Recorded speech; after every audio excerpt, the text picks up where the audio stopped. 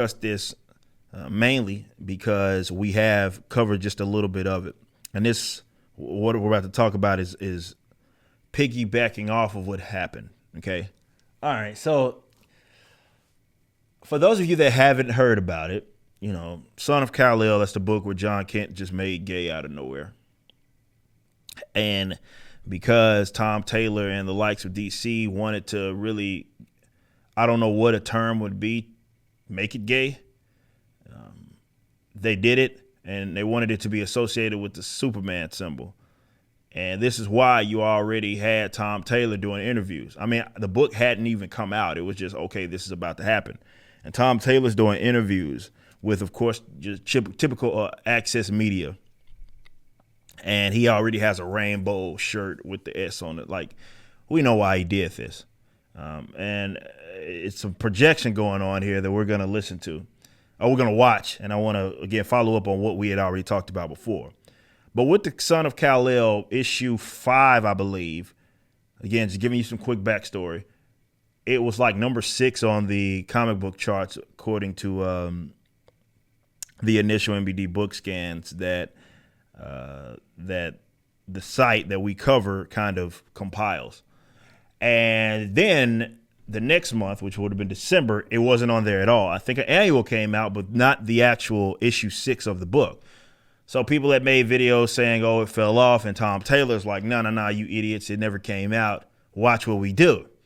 And then the same site that we were referencing before, which he didn't have much of an issue with before, comes out with their next projections. Now, we don't have the actual unit numbers. We just have kind of the initial scans, and it shows that went from number on the same chart, going by the same basically similar groups of stores that they been like basically based this chart off, went from, which is like 100 stores, which in the comic book sense is a lot, went from number 6, the next issue, which I believe was issue 7, which came out last month if I'm not mistaken, dropped down to like 45 or something like that. So it seems like a big drop off. And he took to Twitter. I'm blocked by Tom Taylor. My man's Neurotic had to show it to me. And he says, hi, the people oddly obsessed with our comic sales are misrepresenting things using a chart from only 100 plus comic stores. The same chart that reported My Dark Ages outsold King Spawn, the biggest selling comic in 2021. People reporting this don't have facts, only agenda. Now, that latter part is very hilarious because agenda was the only reason why you made John Kent gay, Tom Taylor. So that sounds like a little bit of a projection. But they talk about these scans or these groups of stores that they've always used before. And you didn't have an issue with it when you were number 6. Right? It showed how great you were. And then when you try to explain the drop off by saying, okay, you idiots, it didn't come out. And then when we get the numbers going to the same list and you fall off, now all of a sudden there's some issues with the numbers. So while I'm not going to sit here and pretend like, yeah, it's not representative of the country at large, that can, be up for dispute. But at minimum, still, you'd have to concede that there's something going on because on the same goddamn list, you went from 6th to 45th. So something happened. Clearly, something happened there. So even if it's not representative of the entire populace of comic book stores in the country, it's still showing that by those same comic stores, your shit dropped off.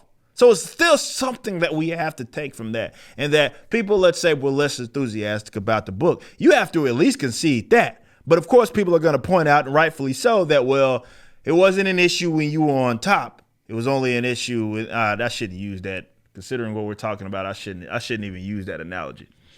All right, it wasn't an issue when you were number 6 on the list, and then you went to 45, and now it becomes an issue.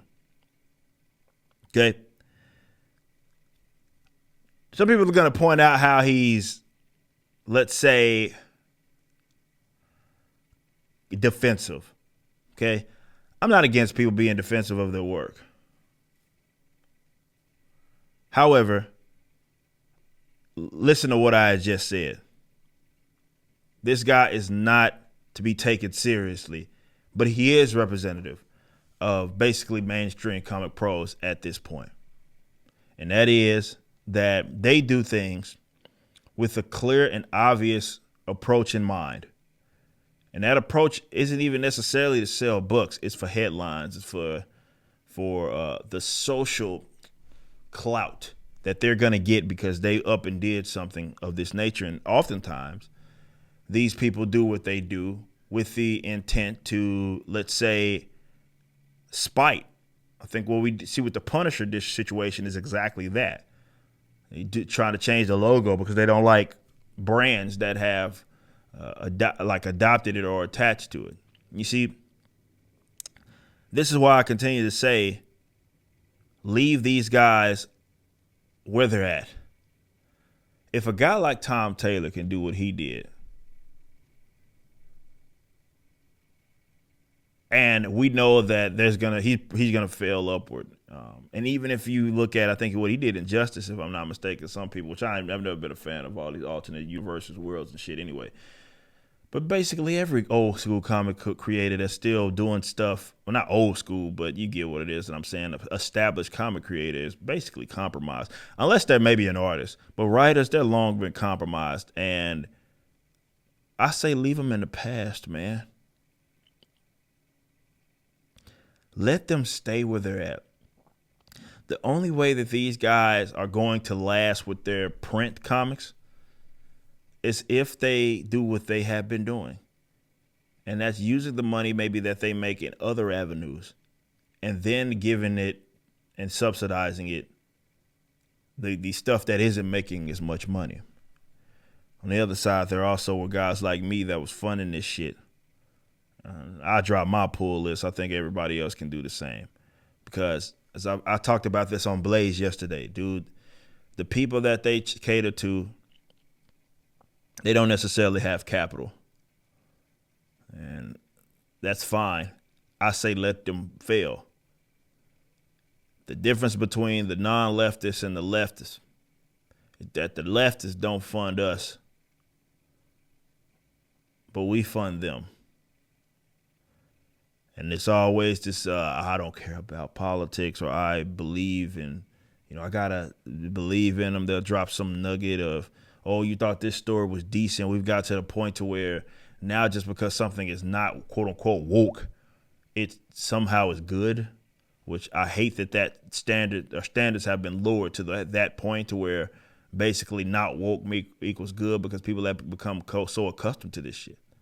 Leave these companies in the past. It's time for basically a renaissance of new material by creators that don't hate their customers. Just let them do what they do, and that's fail. They're going to have to depend on getting their funds rerouted or libraries and state taxpayer money bailing their ass out and buying books otherwise people wouldn't buy.